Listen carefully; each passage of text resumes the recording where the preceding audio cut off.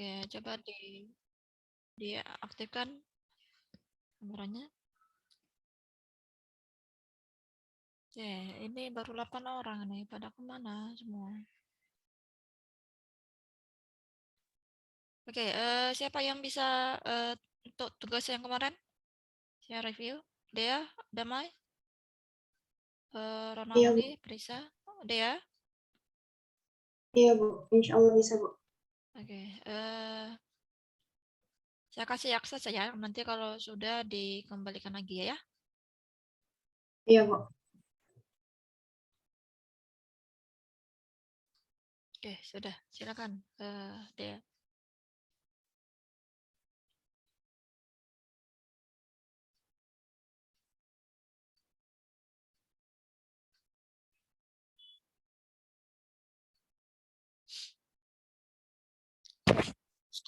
Pak, jelaskan singkat aja, Dea. Iya, Bu. Baik, Bu. Selamat pagi dan selamat pagi untuk teman-teman semua.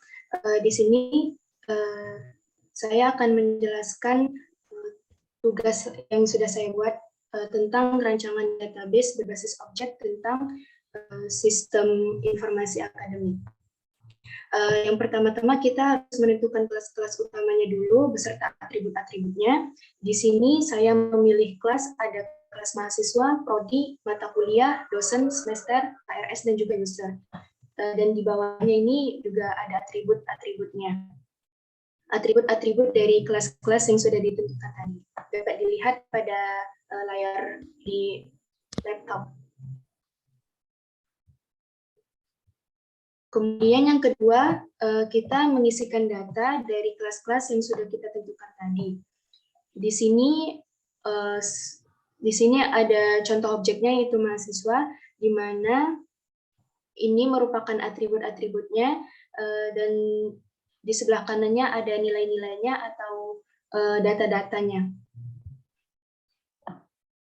Begitu juga dengan tabel prodi, tabel mata kuliah, dan juga dosen. Intinya semua diisi data-datanya. Di tabel mata kuliah dan juga tabel dosen, di sini saya mengisikan 3 data. Kemudian setelah kita mengisi data-data, kita relasikan tabel-tabelnya. Sebelum direlasikan, kita harus menentukan dulu ID objeknya. Contohnya itu seperti mahasiswa, di mana ID objeknya itu OID 1. Kemudian kita relasikan. Di sini kita buat tabel prodi baru agar bisa direlasikan dengan tabel mahasiswa. Begitu juga dengan tabel ID semester. Kemudian karena kode mata kuliahnya yang saya inputkan ada 3 data, maka kita membuat 3 tabel. Dapat dilihat pada layar.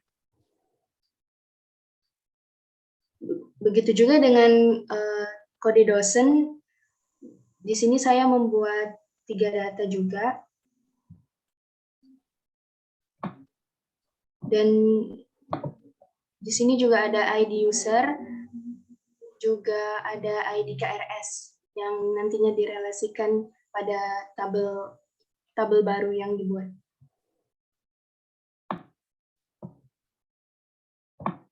Cukup itu saja, Bu, yang bisa dapat saya sampaikan. Oke, terima kasih, Dea. Oke, ada yang selain ini? Selain Dea, yang lain? Damai, Bu. Siapa? Damai, Bu. Oke, Damai. Dea, kasihkan hostnya ke Damai dulu ya. Nanti baru saya review. Ya, Bu, sudah, Bu. Udah, silakan Damai.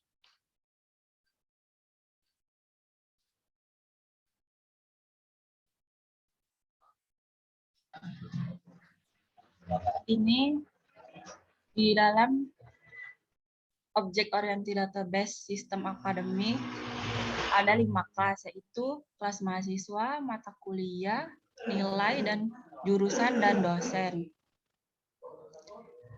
Mahasiswa memiliki atribut NPM, nama, tanggal lahir, alamat, jurusan, mata kuliah,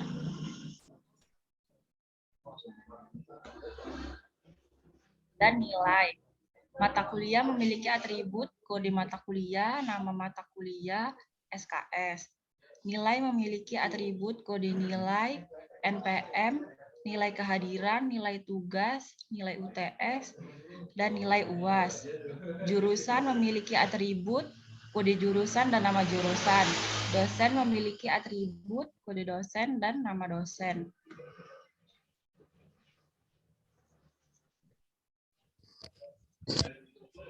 Contoh objek mahasiswa. Ini tabel mahasiswa yang sudah diisi recordnya. Lalu tabel mata kuliah. Tabel jurusan.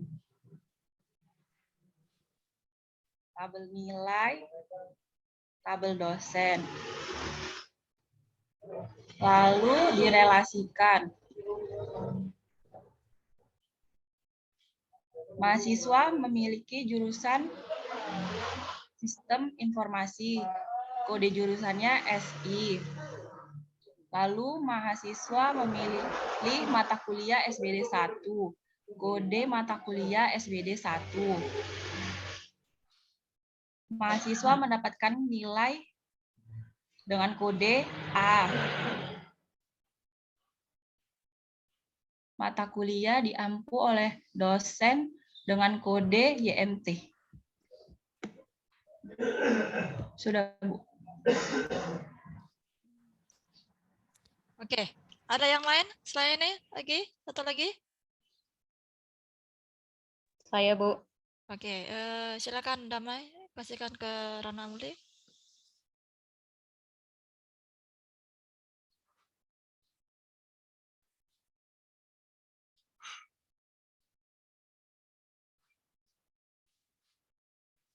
Ya, silakan. Rana Muli.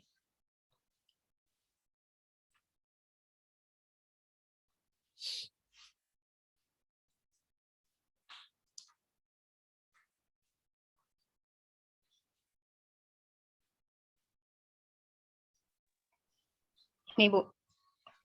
Untuk yang saya buat pada hari ini, nama kelasnya ada fakultas, mahasiswa, dosen, mata kuliah, jadwal, dan ruangan. Untuk fakultas, atributnya kode fakultas, nama fakultas, mahasiswa, dosen, mata kuliah, jadwal, dan ruangan. Untuk mahasiswa, ada NPM, nama mahasiswa, jenis kelamin, alamat, dan email. Untuk dosen, ada kode dosen, nama dosen, jenis kelamin, alamat, dan nomor telepon, dan email. Untuk mata kuliah, ada kode mata kuliah dan nama mata kuliah. Untuk jadwal, ada kode ruangan, kode mata kuliah, dan jam hari. Untuk ruangan, ada kode ruangan dan nama ruangan. Contoh objek fakultas, atributnya kode fakultas, nilai K01, nama fakultas FIK, mahasiswanya ada 2, Antoni dan Praven. Untuk dosen ada 2 juga, Hendra dan Taufik. Mata kuliahnya ada 2, SBD sama PWeb. Jadwal ada Senin dan Jumat. Ruangan ada 208 dan 209. Untuk contoh objek mahasiswa, saya buat ada 2 data, yaitu NPM M2021, nama mahasiswa Antoni, jenis kelamin laki-laki, alamat Jalan Cipayung, email antoni@gmail.com. Atribut yang kedua, NPM M2022, nama mahasiswa Praven, jenis kelamin laki-laki, alamat Jalan Cibebek, email praven@gmail.com. Untuk contoh objek dosen, saya buat 2, ada kode dosen D101, nama dosen Hendra, jenis kelamin laki-laki, alamat J. Cisansan, nomor telepon 0813 14 12 0021, email ada hendra@gmail.com. Untuk atribut selanjutnya ada kode dosen D102, nama dosen Taufik, jenis kelamin laki-laki, alamat Jalan Hidayat, nomor telepon 0812 12 00 2102, email taufik@gmail.com. Dan untuk mata kuliah saya menginput 2 data dengan kode mata kuliah MK001, nama mata kuliah sistem basis data. Untuk data kedua ada kode mata kuliah MK002, nama mata kuliah pemrograman web.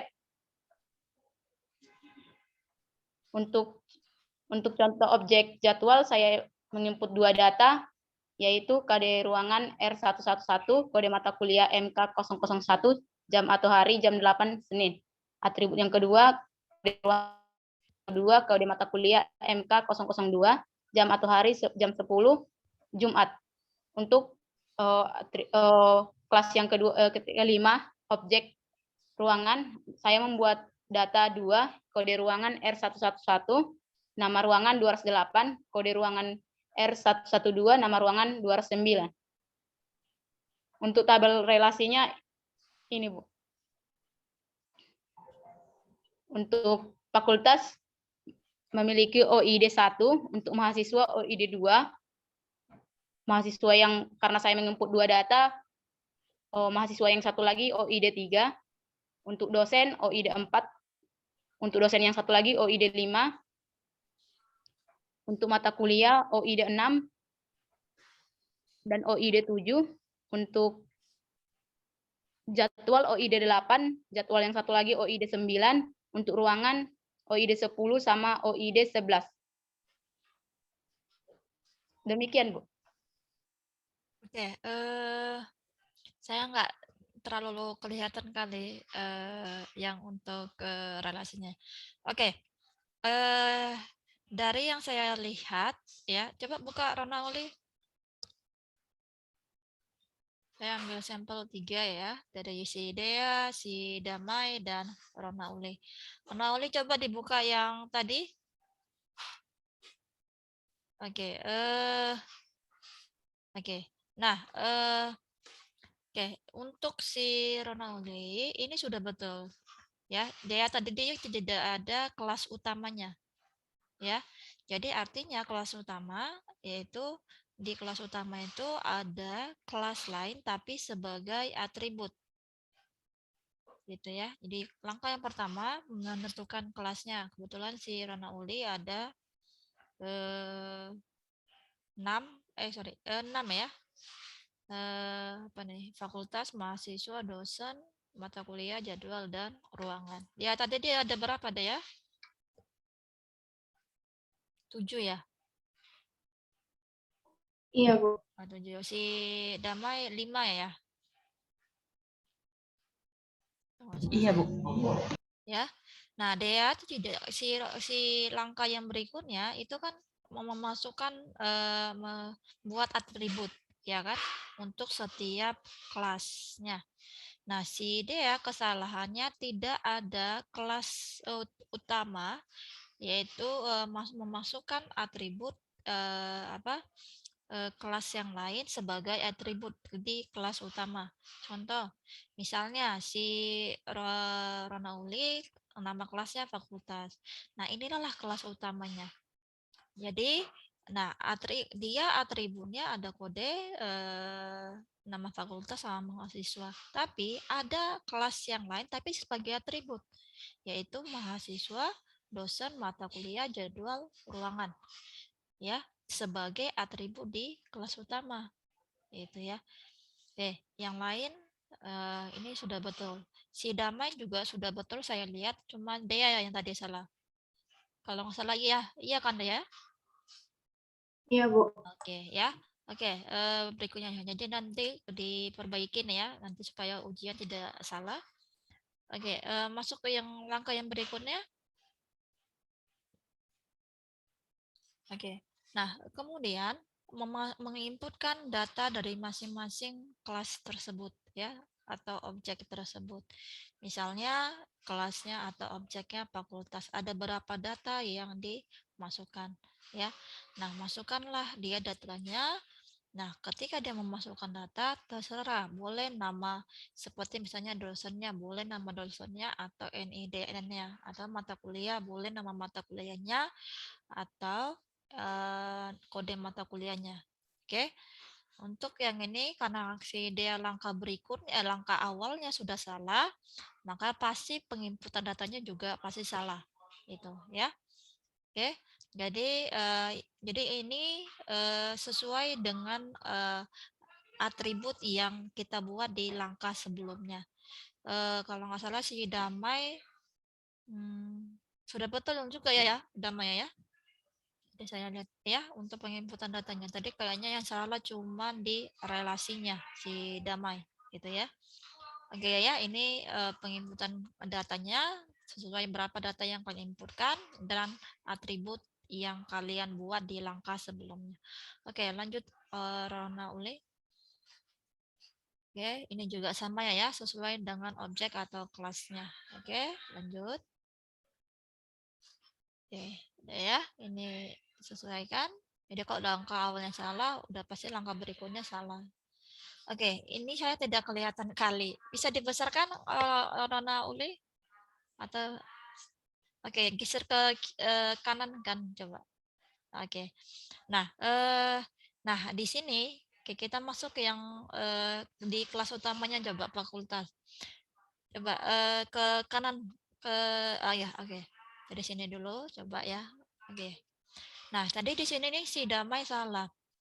Nah, tidak dimasukkan objek ID-nya. Kalau nggak salah saya ya. Iya kan? Damai? OID-nya masing-masing objek itu tidak direlasikan. Ya, betul, Damai? Ada kamu buat seperti Kode ini? ininya, Bu, yang Hah? primary key-nya. Bukan, dia bukan primary key-nya yang diinputkan, tetapi objek ID-nya. Misalnya, tadi kan dosen, dia ini kan dikasih nama objek ID ya. Misalnya fakultas OID-nya OID 1.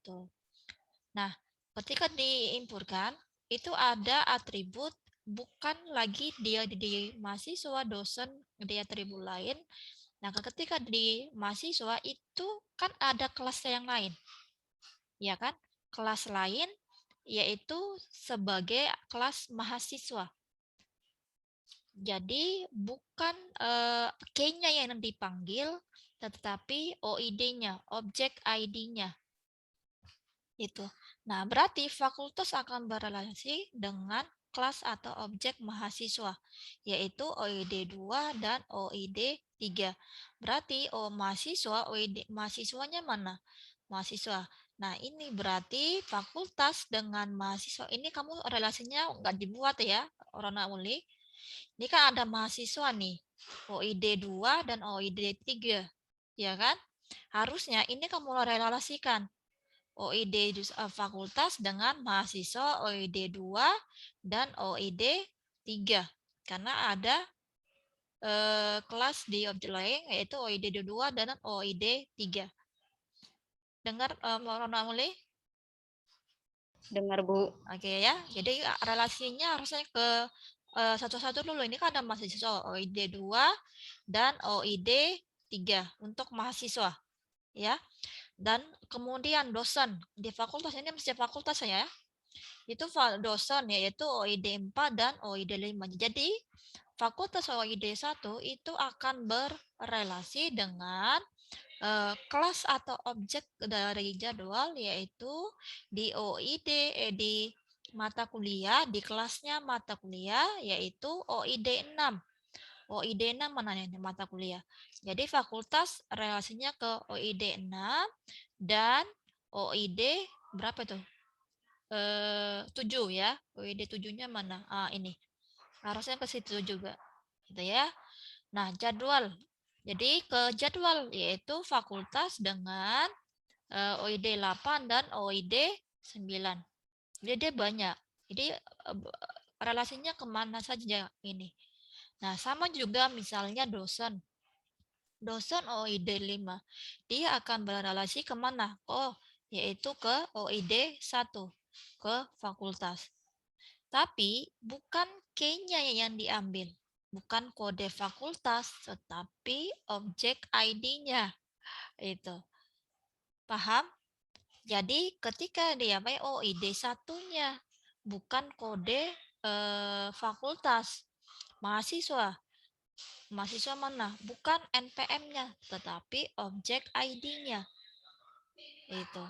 Dilihat dari sini, oh berarti dia berrelasi dosen dengan fakultas OID 1, dosen dengan mahasiswa OID 2. Nah, dipanggil objek ID-nya, maka semua data yang ada di objek ID kelasnya mahasiswa, yaitu objek ID 2, itu akan terambil datanya. Kalau yang model relasional itu berdasarkan apa? Key-nya. Misalnya key-nya jadi apa? NPM. Itu kalau yang relasional. Tapi kalau yang dia berbasis objek yaitu objek ID-nya. Gitu. Oke, paham atau tidak penjelasan saya ya?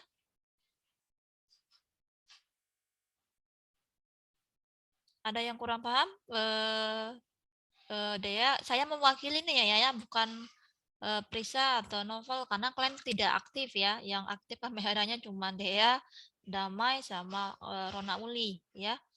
Makanya saya kebetulan mereka, makanya saya ambil sampelnya mereka ya.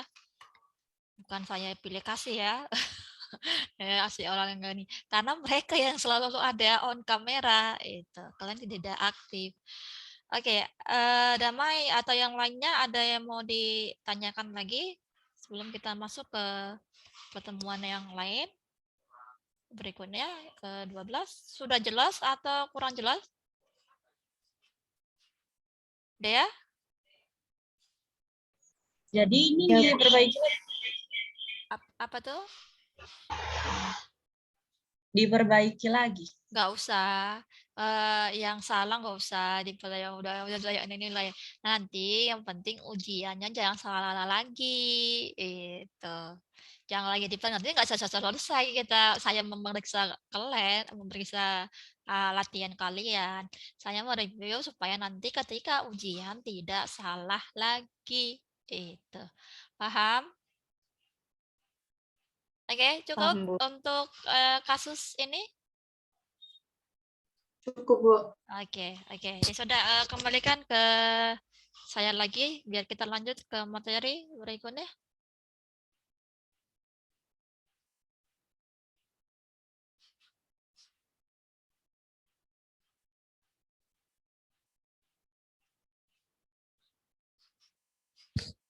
Oke. Sudah, Bu.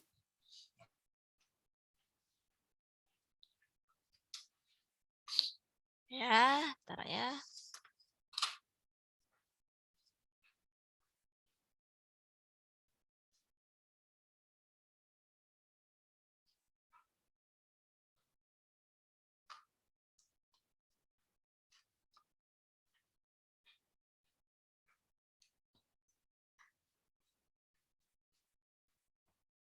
Oke, kita masuk ke distributed database ya. Distributed database.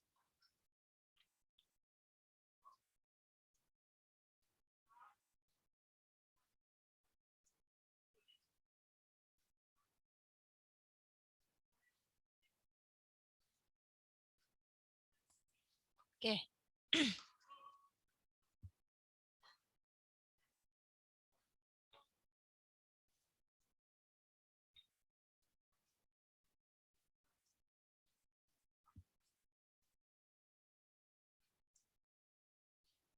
Oke, nanti diperhatikan karena ada tugasnya ya.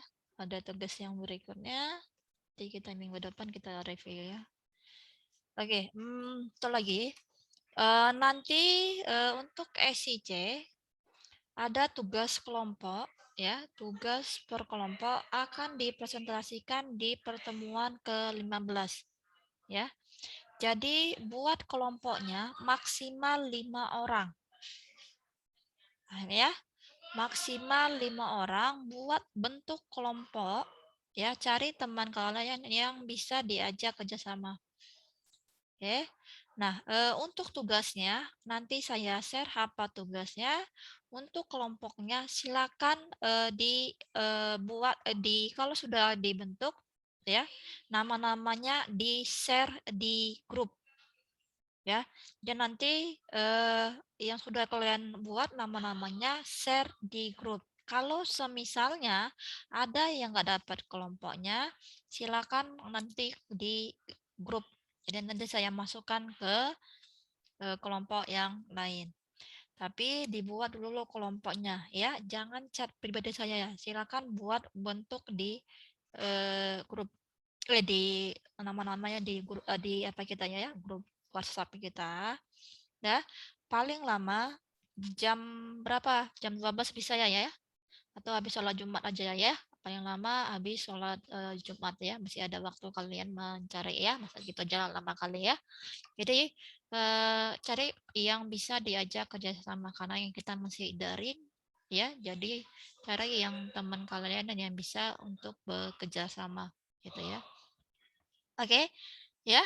Nanti nama-namanya silakan share di grup. Jangan di chat pribadi saya. Nanti capek saya membalasinya. Oke? Ya? Jelas ya? Oke. Kita masuk ke distributed database. Oke. Nah, kita masuk ke distributed database atau basis data terdistribusi. Nah, basis data terdistribusi itu kumpulan database yang disimpan di banyak komputer di lokasi yang berbeda, tapi ketika di user ya, ketika ditampilkan ke user itu sebagai single database.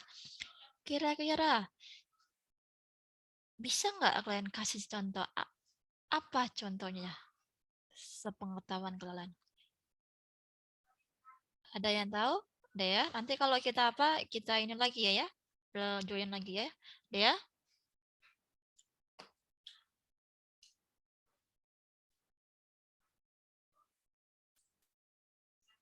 Dea, tahu?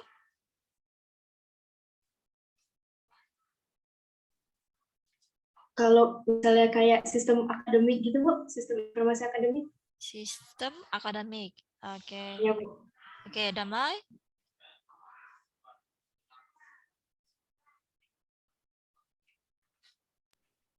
Penyimpanan di laptop gitu, Bu. Penyimpanan di laptop. Yang lain? Ronoli?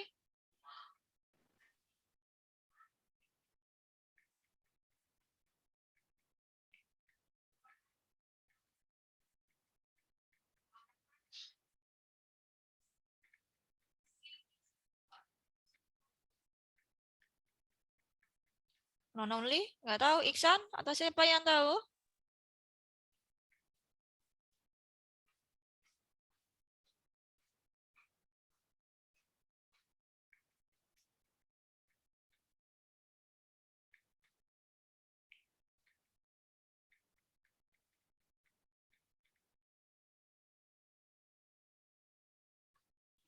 Nggak tahu?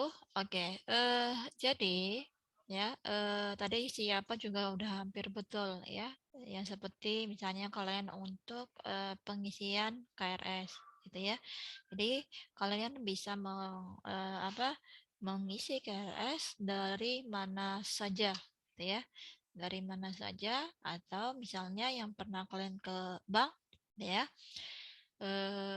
Apa namanya? Ya, atau transfer atau setelah itu tunai ya ke teller. Jadi hari ini kalian di teller satu ya, mereka menginputkan data kalian. Nah, minggu depan kalian yang pindah setelah tunai atau ke teller bank ya, pindah lagi ke teller yang berikutnya gitu ya. Jadi kelihatannya si user dia cuma ada komputer ya kan, dia memang memproses transaksi kalian selesai itu ya. Nah, besoknya begitu lagi. Tapi sebenarnya ya, kenapa bisa seperti itu? Ya, besoknya ada lagi ke teller 2 atau teller ketiga, ya kan? Tidak harus di teller satu terus, ya kan? Kalau kita misalnya kalian Misalnya kalau tadi si Demi bilang di komputer, ya misalnya kalian transaksi di teller satu misalnya ya kan, ya besok teller satu aja ya. Nah ini kan nggak bisa ke teller dua atau ke teller ketiga kalau kalian misalnya melakukan transaksi ya kan atau ke KSI ya itu ya. Nah itu menggunakan apa bisa terdistribusi datanya ya itu komputer-komputer itu terhubung dengan jaringan sehingga si usernya ya pengguna itu bisa mengakses, bisa mengupdate, dan memodifikasi melalui jaringan. Tadi itu tuh si daya ya, jadi bisa mengakses apa KRS dari manapun kalian ya. Kalau dulu, kalau manualnya kalian harus ke kampus. Misalnya angkatan 2020 ke kampus dari tanggal sekian 2 hari saja ya ke kampus untuk pengisian KRS. Makanya dari kampung-kampung, kalian dari jauh-jauh harus ke utama untuk hanya untuk mengisi KRS. Nah, sekarang kan tidak harus dari manapun kalian bisa mengisi KRS. Walaupun ya mengisi KRS kadang-kadang ada saja yang tetap dia lama juga itu ya ya. Ya, udah mau masuk perkuliahan ke-3, 4 tetap baru isi KRS. Itu nggak boleh sebenarnya ya. Oke, jadi ini dalam mempermudah ya, mempermudah. Oke, nah untuk mengaturnya itu namanya database management system. Oke, ya. Jadi jadi adalah bagaimana mengatur distribusi database. Nah, itu menggunakan perangkat lunak ya yang mengatur memanage database terdistribusi sehingga nanti proses distribusinya itu menjadi transparan ya. Artinya, kenapa transparan? Ya kalian akan tahu misalnya ketika kalian mengisikan KRS, kalian akan tahu apa yang kalian isi KRS, ya kan? Kemudian bisa mencetaknya. Jadi kalau misalnya ada kesalahan, misalnya ini loh bukti kalian bahwa kalian misalnya isi KRS atau misalnya nilai. Ya, ketika dosen menginputkan nilai, kalian langsung bisa mengeceknya itu ya. Jadi tahu atau misalnya dalam transaksi, misalnya uang yang kalian setorkan ke bank akan tahu ketika dilakukan prosesnya itu tahu berapa jumlahnya yang tersimpan ke database totalnya berapa ya. Kemudian ada bukti transaksinya. Itu tadi ya. Jadi sebenarnya mudah dan transparansi sistem itu dibuat gitu ya. Walaupun tetap ada errornya ya. Oke, ini alasan data harus didistribusikan ya. Nah, untuk meminimalisasikan biaya komunikasi dan waktu respon. Nah, kalau kalian nanti misalnya tidak ada siakap utama, ya, ngisi KRS-nya, berarti kan kalian makan waktu, ya kan harus ke kampus, belum lagi lama, ya kan, kemudian nanti bertumpuk. Nah, itu ya. Jadi kan bermudah ya, mudah ongkos kalian aja udah berapa daripada misalnya cuman isi KRS sebentar saja itu ya. Ongkos kalian misalnya dari rumah kalian kalau rumahnya dekat nggak apa-apa, tapi kalau jauh itu ya. Kemudian datanya dapat tersimpan di tempat di mana data tersebut dibuat ya dan melakukan kontrol keamanan. Nah, ini tidak akan tahu di mana server atau database-nya disimpan. Ya, jadi nggak sembarangan. Kenapa? Ya, Google atau Facebook atau segala macam aplikasi itu tidak akan menginformasikan di mana server atau database utamanya yang disimpan, gitu ya. Dan kenapa? Untuk supaya mengontrol keamanannya. Nah, sementara kita juga seperti itu, tidak sembarangan, ya.